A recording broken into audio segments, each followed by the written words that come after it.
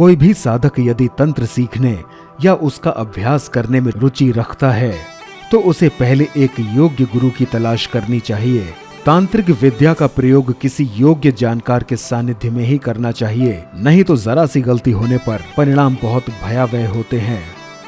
संकट कटे मिटे सब पीरा, जो सुमिरे हनुमत बलबीरा। भगवान शिव के 11वें रुद्रावतार हनुमान इस कलयुग में सबसे ज्यादा जागृत और साक्षात देव हैं। कलयुग में हनुमान जी की भक्ति ही लोगों को दुख और संकट से बचाने में सक्षम है। सिर्फ रामायण ही नहीं बल्कि महाभारत और अन्य पुराणों में भी हनुमान जी की भक्ति का वर्णन किया गया है। ऐसी मान्यता है कि उनका जन्म चैत्र महीने के शुक्ल पक्ष की पूर्णिमा तिथि को हुआ था, इसलिए इसी दिन हनुमान जयंती मनाई जाती है।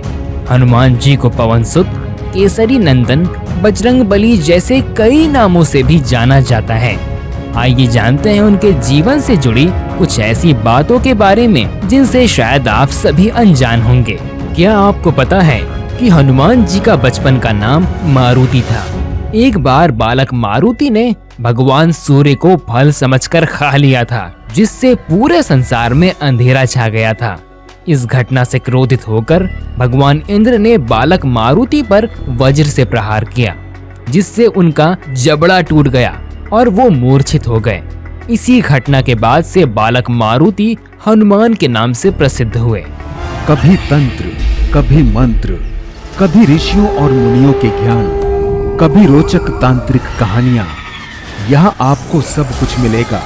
तो दोस्तों आइए शुरू करते हैं आप सबके साथ आपके अपने चैनल तंत्र मंत्र में। हनुमान जी के बिना रामायण कभी पूर्ण नहीं मानी जाती। रामायण में राम एवं रावण युद्ध में हनुमान जी ही केवल एकमात्र ऐसे योद्धा थे जिन्हें कोई भी किसी भी प्रकार से क्षति नहीं पहुंचा पाया था। एक बार माता सीता ने भगवान हनुमान को उपहार के रूप में एक सुंदर मोती का हार दिया, लेकिन उन्होंने विनम्रता से इसे स्वीकार करने से इनकार कर दिया, क्योंकि राम के नाम से रहित कुछ भी उनके लिए किसी काम का नहीं है। भगवान राम और देवी सीता के लिए अपने शाश्वत प्रेम को साबित करने के लिए तथा ये दिखाने के लिए अपना सीना चीर दिया कि वे दोनों हमेशा उनके दिल में मौजूद हैं। गोस्वामी तुलसीदास द्वारा लिखित हनुमान चालीसा का पाठ यदि मंगलवार और शनिवार को किया जाए तो बजरंग बली की कृपा उस भक्त पर हमेशा बनी रहती है।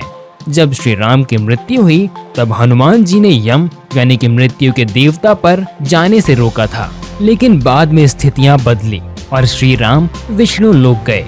हनुमान जी ने श्री राम को अंतिम समय में ये वचन दिया था कि वो पृथ्वी पर अदृश्य रूप में रहकर राम नाम का स्मरण करते हुए उन्हें महाप्रलय तक पूजते रहेंगे।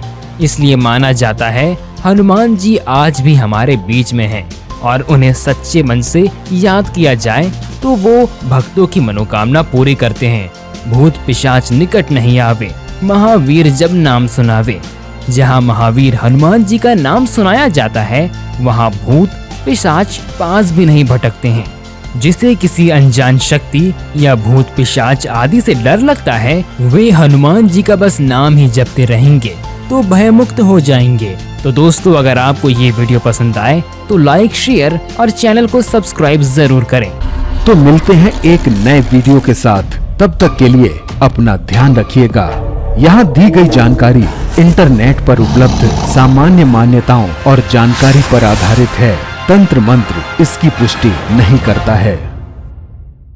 कोई भी साधक यदि तंत्र सीखने या उसका अभ्यास करने में रुचि रखता है तो उसे पहले एक योग्य गुरु की तलाश करनी चाहिए। तांत्रिक विद्या का प्रयोग किसी योग्य जानकार के सानिध्य में ही करना चाहिए, नहीं तो जरा सी गलती होने पर परिणाम बहुत भयावह होते हैं।